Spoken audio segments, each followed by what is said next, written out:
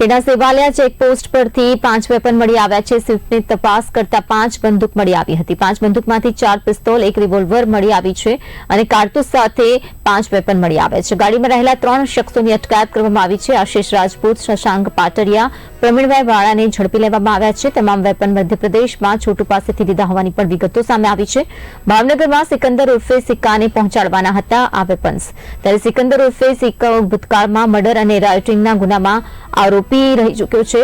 શશાંક વિરુદ્ધ લૂંટના અને મારામારીના ગુના નોંધાયેલા છે, તો પ્રશાંત વિરુદ્ધ ધોરાજી પોલીસ સ્ટેશનમાં પોક્સો, લૂંટ અને મારામારીના ગુના નોંધાયેલા છે। તમામ હથિયારોનો સોદો 5 લાખ રૂપિયામાં થયો હતો।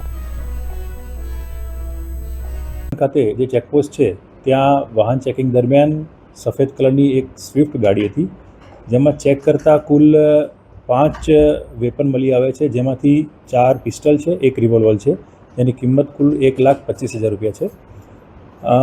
આ જે વેપન છે એમાં ગાડીમાં કુલ 3 ઇસમો આરોપીઓ હતા, જેમાં આશિષ પાટડિયા, શશાંક રાજપૂત અને પ્રવીણભાઈ વાળા।